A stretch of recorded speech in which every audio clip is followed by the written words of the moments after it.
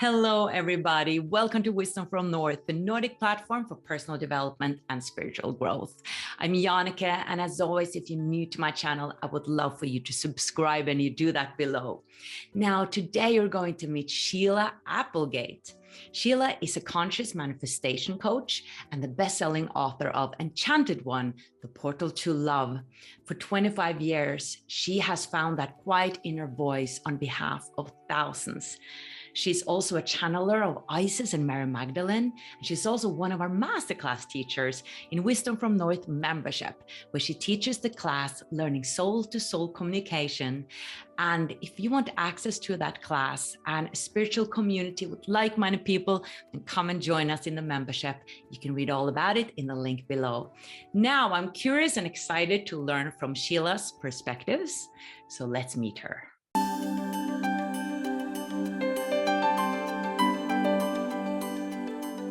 Hello, Sheila. Welcome. And how are you doing today? I'm wonderful, and I'm excited to be here with you. I'm excited to get to know you and connect with you because I've known your work for a while, and I think it goes really deep. And in the masterclass, in my membership, you're teaching us how to communicate soul to soul, because even though you've had abilities all your life, this is also possible, you're saying, for all of us. But actually, I want to start somewhere else because I saw a Facebook video that you had that just intrigued me immediately. And I think the title was Teleporting Through Time and Space. Now, this is something we don't usually talk about. It's not an ordinary conversation, but this has been ordinary for you in your life. So I'd love to hear a bit about your childhood, being able to move out of your body, thinking that was normal. Right. So yes, one of my earliest memories of that, or actually of realizing not everybody was doing that, was one night I was in bed, and this is how I would do it. I didn't think, oh, I'm teleporting. I just liked the feeling of rocking, like imagining that I was rocking. I grew up in the summers on a lake and a boat. Maybe that was the feeling that I was trying to return to. But as I did that, I would realize that my attention would go a little bit above the body and then a little bit more. And I was just fascinated. So it became this thing that I just did when I was going to sleep to see how high up I could get. And one night was the night that it kind of released, and I was flying around the room. I could see myself. And then it went on, and there was a night where I actually kind of left the bedroom and could see myself outside in our front lawn. And that was the night that I shared a room with my sister. And so I said to her, Julie, when you leave your body and you're floating around, and that was just the beginning of my story. But she said, no. And I thought, maybe this isn't what everybody does. So that was kind of my first realization. And I think from there, it just became very natural. It was fun, actually. I mean, that's really what it was as a kid. I get very curious because I've been out of my body myself, but in a way, it didn't feel as clear and sharp as it seems like it was for you. And when I looked at my body, I got frightened also, and it looked very like a big ball of something brown or dark, and it just scared me, like something lying on the bed, and I realized that was me. So I felt it was a bit like unclear, the whole experience, and I quickly went back to the body once I was frightened. So I'm curious about how did you actually perceive it? Can you take us through that experience, how that is like? I mean, back then, I'm going on memory now, so I can't be sure that it was exactly like this, but I don't feel like there was fear. I don't remember fear. because I hadn't been taught and to be afraid of that, right? It sounds like you probably did it intentionally, trying to do it, thinking you might not, or hearing that you could get lost, or, any of those stories. There were no stories around it. It was just something that I noticed happen. So I kept going. So I don't remember looking back at my body, or I don't really ever remember being afraid of it. Another thing I used to do is imagine that I was walking on the ceiling. That was during the daytime. So I would it's really using your imagination as a springboard. And I think that childlike wonder is something we lose as an adult. And we take all of this so seriously that it becomes a wall that we have to get through. So you've probably done this several times since that first time, right? As a child, right? Mm-hmm. Yeah. So what is your perspective on where you actually are? I don't feel like I'm not in my, do I feel like, I guess I don't really feel like I'm separate from my body, except that I know I'm further away I'm aware of where my body is, but I'm further away in my perception and what I'm seeing and feeling. And I never really question, is it real? Like, I don't put any of those questions into it. It just is. So another memory that I have is I had a really good friend at school when I was in high school, and we used to talk on the phone every night, but I never went to his house. It wasn't a house where they had people over. So I just had this outline of what I thought the house looked like. I just assumed I knew what it looked like, even though I never saw it. And then years later, many years later, as an adult, I wasn't even in contact with him, but his sister ended up having some medical issues. And so I went over to their house. She was still, at that point, she was in the house he grew up in. And I went over there to help her. The whole house was exactly as I had imagined it, but actually flipped like a mirror image of it. I don't even know why, but so I was like, wow, my first time walking into this house, and I knew my whole way around, but I noticed it was flipped. Because the reason I'm asking is that maybe we've had different experiences then, because when I was out of my body, I was in a different body. I have learned that that's the astral realm, and I could pull my fingers and my fingers would be long and I could fly. I was out of my body. Like, I experienced being another kind of body where I could go wherever I wanted. And that's also in my lucid dreaming.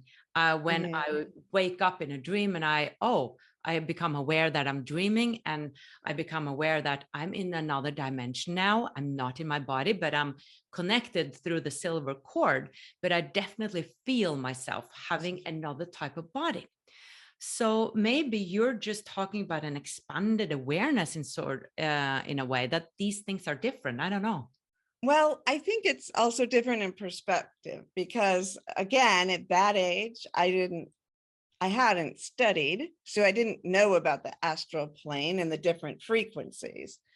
And so I guess I am traveling through in that vibration, and that just, when we discuss it like that, it is staying in a very connected to my physical body, but not in it, right? So I still have my personality as I am on Earth. It's just right around in here. I do move up and down all the different frequencies, and that's one of the things we'll do in the master class, is go up above the astral plane to the crystalline soul energy. I don't hang out in the astral plane very much, on purpose. I have been in the astral plane, and I can see what you mean by that. Hanging in the astral plane is a different frequency. So you're not then witnessing the world around you as it is, and you're not presenting as yourself. So yeah, so I guess maybe we could define, if we want, see, this is when we put words to things, it just gets very complicated. But so then you could say, like, I'm teleporting, right? I'm staying in the physical frequency, my physical personality during that time, but being able to explore different areas that I couldn't get to, and feeling like I've been there.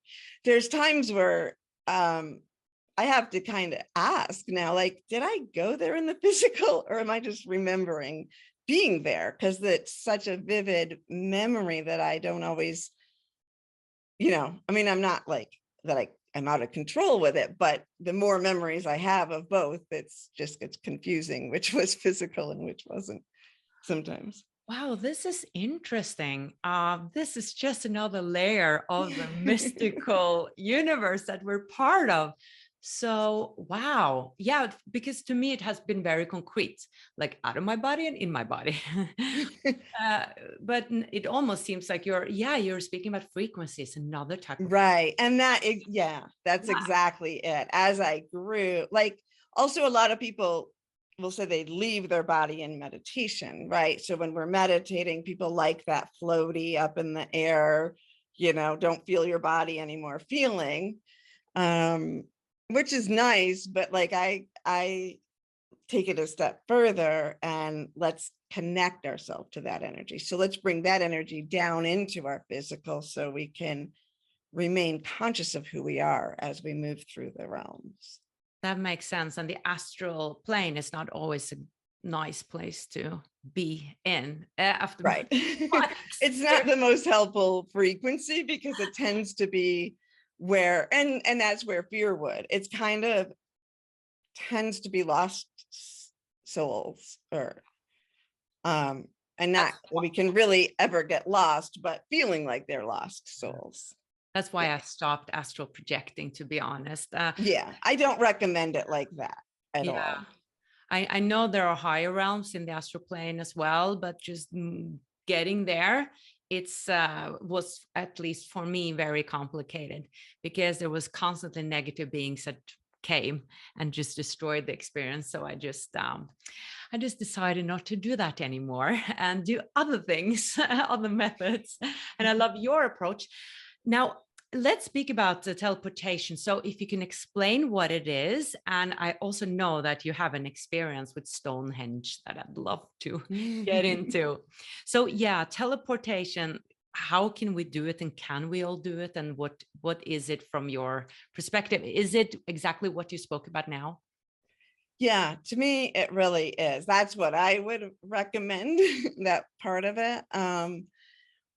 Because now it's all connected to everything I do, right? So it's not where I put a lot of my attention, but it does have the energy of closeness, right? It does move time and space, and we're doing it all the time, really, because we're remembering. Anytime you're remembering your past and you're feeling the energy of it again, like, that's an aspect of it. You're moving and you're in the past. Your consciousness is in the past. If you let yourself into a really vivid memory of something, whether it's a negative one that you keep falling back to, or sometimes, people, when we're worrying, what are we doing? We're moving into the future. We're seeing a possibility, and your body's reacting like you're actually experiencing it sometimes, right? Even though it's not true. So we are actually very fluid in our ability to move. It's just that we've compartmentalized this in a way that makes it seem like it has to be something big, grand, and difficult and scary. So when we do that, then it does become big and difficult and scary. So for me, it's just, I continue to do that. And I spoke of it before, but my twin flame, when he was on Earth, he did it too. And there is one story where that's confirming it from the other side too, because I got a call from a mutual friend one day, and she said, what do you do when someone shows up at your house and they weren't invited? Now that could be from any plane, right? Like they knocked on the door to whatever this is. So I just said, well, what do you mean? And she's like, well, when they're just there, but you didn't ask for them to come in. And I said, well, who was it? Because I had a vision at that point of who it was. And so she did identify the person who was my twin flame. And she said that he just showed up. But the thing was that somebody in the house did feel frightened of that energy, right? Was spending time in the fear energy. So that person got upset and kind of responded to it. And the dogs did too. So they were barking at the picture and, you know, different things that they were responding to. So I said, well, I'll talk to him. And so the next time I saw him, without doing anything, I just said, and I used the name. So Sandy called, and immediately he just went like almost white face. He's just like, I am so sorry. I didn't mean to. I was just thinking about them, and I was thinking about what great people they are.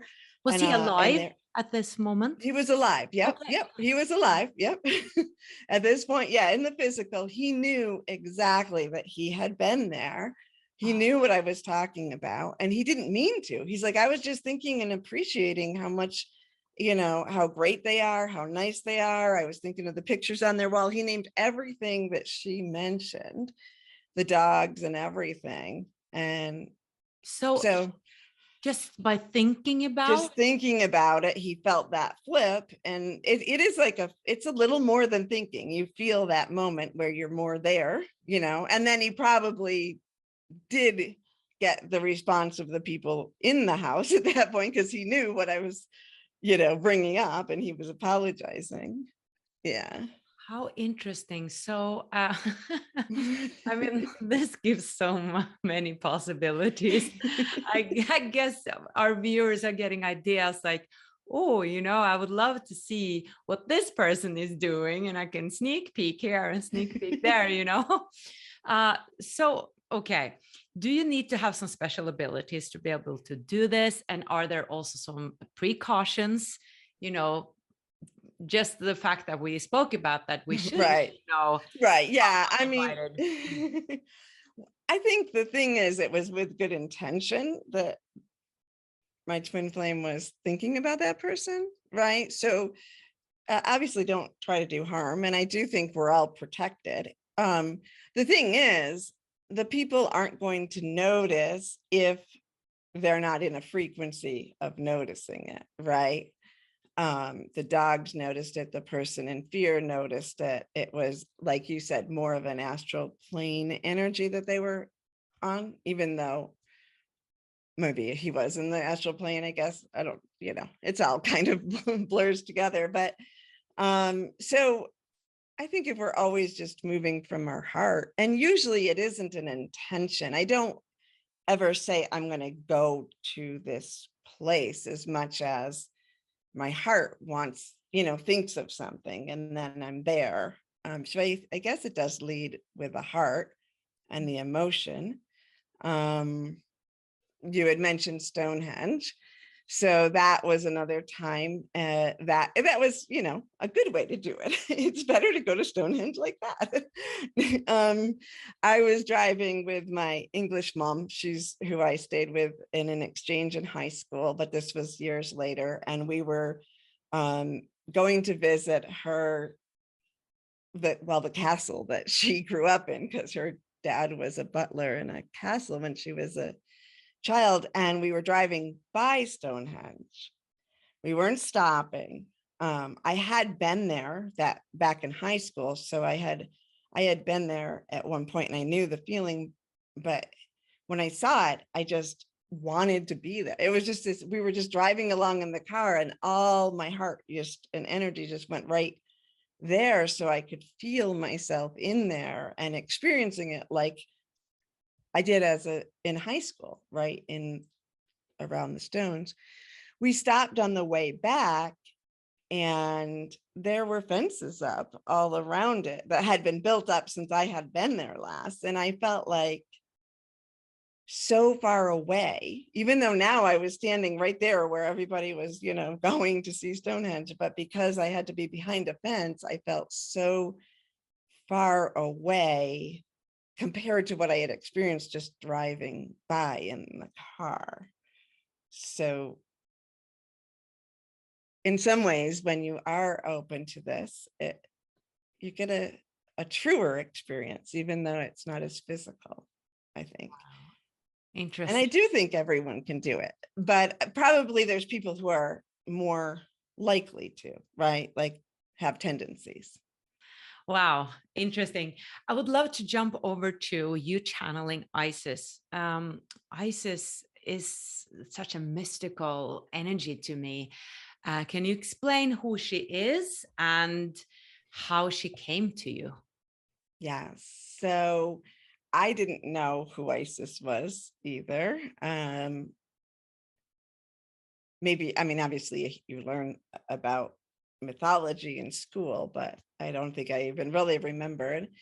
My connection was first with Magdalene. And if I go back into, again, my childhood, I did, the first time that experience happened is we had an assignment at school to write an essay about a 10-foot pole or log or something. And I woke up in the middle of the night and I just wrote this essay, and it was Jesus's death on the cross from his beloved's perspective. And I thought it was a cool essay. When I read it in class, the whole class went silent. Like, what? I was like, whoa. Another time I'm like, oh, okay. I'm a little different here. But so I felt a real connection to Magdalene. And then I loved Jesus Christ Superstar when I was a kid. So I knew her, I guess, more than most people of a church would know Magdalene. And then once I had learned to meditate and communicate with my spirit guides, because I did study with a metaphysical teacher when I was younger, and I learned to meditate and to connect with guides and began to bring in messages. So I was already doing readings. So it's not like I hadn't been in contact with Magdalene. But then one day when I was having a difficult time, she appeared to me, not in a meditation. I wasn't in a meditation or a reading. She just showed up in my, like a hologram, when I was laying on my couch. How did she look like? It's really kind of like a hologram in that sense that I noticed. I mean, long hair, to me, it's usually more of a brown than a red. I know sometimes people see a red, but I see more of a darker color hair and robes. But I don't remember. It's hard too to know what she looked like then, because I've known her so long now. But I really remember more her energy, although I know I like looked over and saw her. And Wow. so I guess from that time, but I really remember when I'm thinking back right now, it's more of a whites that she was wearing, wearing white clothes. And she told me who she was, but I think I already knew because I'd been doing readings. And she said, I'm going to be your spirit guide, or, well, I'm going to be with you. And then she said, you're going to go through a difficult time. But don't worry, because I'll be with you every step of the way. And then she placed her hand on my heart, and there was so much love that I kind of ignored that difficult time part. But she was right. I thought I was in a rough time at that moment, but there were a lot of things that happened, and I felt her with me all along, like a sister, always there helping me. And she's the one that introduced me to Isis. So that's how I got to know Isis. Since then, I've done a little bit of reading, but not too much. So most of my connection to Isis has been right from Isis and from Magdalene. So Magdalene introduced me saying that Isis was her spirit guide when she was on Earth.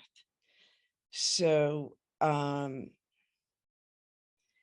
Isis is like the goddess of 1,000 names. To me, she's like the pure divine feminine, and she's strong, you know, she's more, she includes it all, the dark and the light and the dance between. There's nothing, I think she probably was one of the key beings that helped me really understand oneness, you know, because I was of like, you know, be a light worker, only, you know, only stay in the light, the dark is bad, but it's not, because everything's in oneness. So nothing can be out of oneness. And she really taught me that there's nothing outside of us, and that it's, I mean, if you go down to just the physical world, it's that dance between light and dark that gives us color and gives us dynamic. Like we wouldn't appreciate trees or looking at each other without that shadow and light showing us. So, Wow, I get curious about how this communication happened, like from a person who has never experienced that before. And you say she's teaching you and she put her hand on your heart. And so do you really feel like there's a person in the room? Or yeah, you said a hologram, but yeah, like, you know that, I mean, you don't lose the knowledge, or I don't lose the knowledge that there isn't a physical person. Like I don't get confused that she's physically in the room. So to me, it is more like when I'm communicating in a reading, except that they're almost miniature, right? Like when I'm in a meditation, it's like I'm in it, but it's kind of like I'm in that space, right? Or if I'm doing a reading, I'm seeing it all like here. Or sometimes I feel them standing in full size, I guess, but it's just like more present. And the biggest thing for that, it wasn't that much different than what I see otherwise, but I hadn't called it, right? Like I hadn't thought I'm in a meditation or I'm opening up for a reading. She just appeared, right? I think that's one of the bigger pieces of that. you think this is part of your soul purpose? Because I assume many people long to have these experiences, you know, somebody coming to you, not necessarily knowing, hey, you're going to go through a tough time. I think that would scare me a lot. But actually having a person or a spirit there next to you when we are going through struggles, because yes, we are never alone, but sometimes it can really feel like we're alone. And it could be very nice feeling that presence. Yeah, absolutely. And I would say that if I have a soul purpose, it has been to bring that, to maybe experience it myself, because I kept moving and growing until I understood oneness, could live in oneness, can navigate those energies. But all along, my real passion has been to help others do it, not just give it to them. I think the time of a prophet or a guru is kind of past. Like, not, I don't even want to say that, because they may have had intention of helping people do it themselves all along, but the story we have of that, but rather to give people the tools. So that has been my passion, is to figure out how I do what I do so that I can help other people do it. Right. And so obviously, you know, I say, like, some of us have a tendency, some of us could be a basketball star. We could all pick up a basketball. We could, you know, we can learn to dribble it. We can play a game, but not all of us are going to be a star. And partly maybe because we aren't innately born with that tendency, but also we don't have the passion to put the time in, because it is time and work to discipline yourself and learn it. So you still have to want to do it. But at least I've I feel like now I've gotten a path that people can take. So if they want it, it's there for them. Yeah, beautiful. And I'm excited for people to experience your class in my membership, because there we actually learn how to communicate soul to soul, which is so helpful. And yeah, like you're saying, we can do it ourselves. I'm curious about to hear a little bit more about Isis' message and versus Mary Magdalene. And it's interesting to hear that Isis was Mary Magdalene's teacher on earth. So you said a little bit about it, that Isis spoke about oneness. Was it more? Does she have another message or more to say that she brought to you? And Mary Magdalene, does she have another message? Yeah, they have a lot to say. And actually my book, which I can hold up, my book here, that those are channeled messages that they, from each of them, that I did back in the early days. So that brings in a lot of the messages that they gave during the early days. And then I move into my life of integrating that, because at first I was just channeling. So I was doing like, that was before the internet really even, I had weekly circles in my office, and I would channel. Well, once I agreed to channel them, but at first I would bring their messages, just bring their messages in rather than let them speak through me. But I was getting the messages as they went through. I could hear them, but I wasn't living them yet. I was being taught at the same time. So I say that the book took me like 10 years and then 2 weeks, because I channeled them all. And then it took about 10 years for me to really live in that space. And then I wrote the part about how I integrated it in there. So their message is, Magdalene's is very much about emotions and embracing all of the emotion, the divine feminine and the divine masculine within us. Keeping your heart open. Magdalene really teaches you to keep your heart open, because the pain is actually when we shut the heart down. We think we're shutting it to protect ourselves, but that's when we feel separate from the divine. And that's the greatest pain we can experience. So we might be trying to protect ourselves from something, we think somebody's going to hurt us. And so we shut down, and then we may not feel what that person does, but now we don't feel anything, and we feel alone and we feel shut off. And so when we can learn to stay open, even if we think we're going to get hurt, and not lose our connection, then the pain is never as deep. All right, that was powerful. Wow. And could you share a little bit about Isis, her messages? So as I got to know Isis, I did learn more about some of the teachings that are already out here. And Isis, as Magdalene said, was her spirit guide. But there was something called the Order of Isis, and it was about embracing the creative energy of the divine feminine and also sexual energy as creative energy.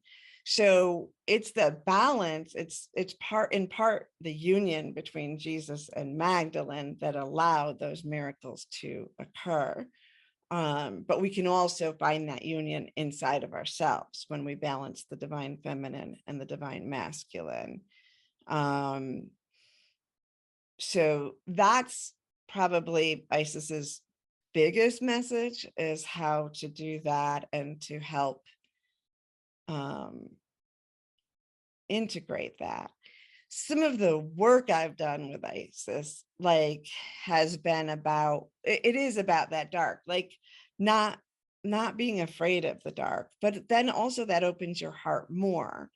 So, there's even when you think of women, there's like a storyline, an archetype that we think of as the manipulative, cunning woman who's going to stab you in the back, even if you're a female, right? Like we've all experienced a nemesis type of energy, or a female energy, she taught me like to think of that type of energy, or a woman who really plays the victim, as male adaptive. Male as an M-A-L-E, meaning the male energy. So as the male energy took power over the females in our world, in society, women learn to become manipulative or victimized as a way of protecting and understanding themselves, or to get what they needed, some of that. So it's it's adapting to the male energy, but we really need to rebalance it. So where that type of a person might have triggered me a lot before, because I felt like, how can you be like that? But as I understood it, she really taught me to go in and pull that power of love into that energy, whether it's a single person that I would run into, or if it's just the abstract of how do we embrace that part of the feminine energy back in a healthy way. Wow. Deep teachings. Isis, was she a human at one point, or was she just a god in Egyptian times, right? Or it was It's in Egyptian times, but her energy is known in that's why they call her the goddess of 1,000 names, because she shows up. That energy shows up in many of the stories. I mean, since I don't think Isis ever lived on Earth. Right. Her energy feels responsible for creating Earth in this story. She loved Osiris so much, and so she creates the underworld. And if we think about, in my understanding, that's kind of Earth for him to live on. So, because Earth is more dense, but Earth is a good thing, so it's not bad. But sometimes I felt her energy, or maybe my connection to hers, as feeling guilty, for having created this, although it really is a beautiful thing. So right. Earth is. So she's that big of a god. Yeah, I actually forget all about these gods. Like sometimes I confuse some gods with having been on Earth, and then they have become sort of high spirits and evolved spirits on the other side, and some are just sort of myths, but maybe they're not myths. And right. yeah, And I think they are archetypes too. I mean, she feels very personal to me. Yeah. But if every culture knows her, then I'm getting an aspect of her that she identifies as Isis. Yeah, so you do believe she is an actual being or soul, like like Jesus or Buddha. But I mean, again, then they were humans. But I believe, yeah, I believe she's the divine feminine, and in a form that has these experiences. Right. So I could go into this too if we want to. I see the world as having evolved, like, so we're in oneness, like oneness is all that is, right? So how did we get how does oneness grow, right? So oneness is always evolving. So it's everything that ever has been and ever will be, and it keeps growing. So it's all that is, but not all that will be. So it keeps growing and expanding and evolving. And oneness created, or like separates its consciousness enough to feel as alpha and omega, that divine feminine, the divine masculine, to feel love for the first time, to experience that. I think of it like if you're holding a baby and then you pull the baby out because you want to look at the baby, you kind of look into the eyes and you feel even more love. Or like a mother who's got the baby in the womb she's loving that baby, but when the baby's born, you experience something more. So that's that separation energy of you can actually love bigger in separation. And then from there, it moved to what we understand. It separates again, like cell dividing almost, to what we think of as gods and goddesses, which is a higher frequency than we're in Earth. And it was all instant manifesting, but they had no take on emotions yet, no experience with emotions. So that's where we have all these stories of like somebody gets mad and universes are destroyed, or like, worlds are destroyed.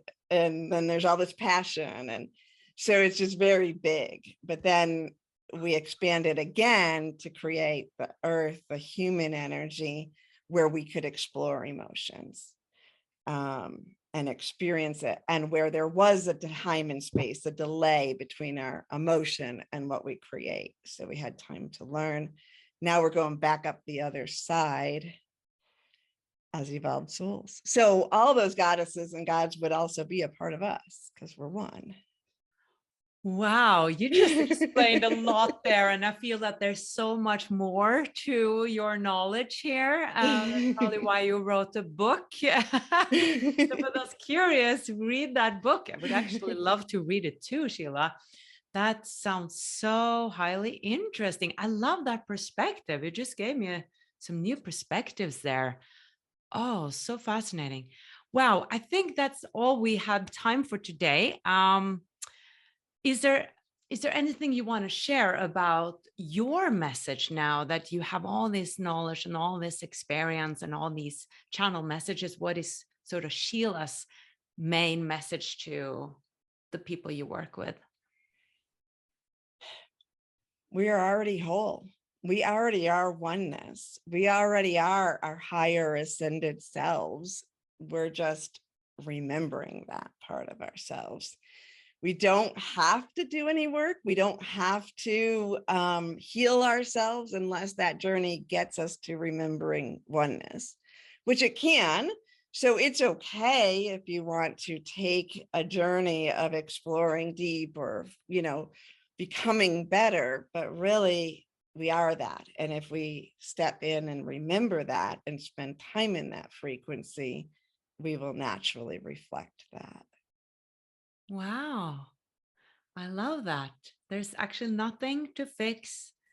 You're already beautiful. It's just remembering that. You're perfect. You have all knowledge, but it's just remembering.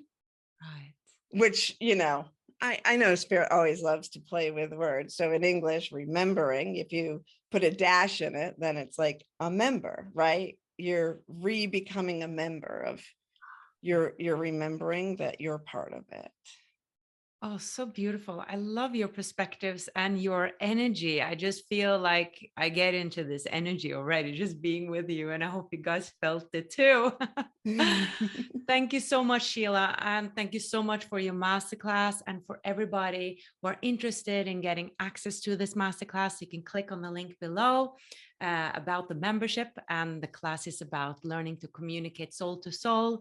And along with Sheila's class, you get access to 40 plus masterclasses at this time today, many more in the future, with teachers that I've actually handpicked for you from my YouTube interviews. So check it out.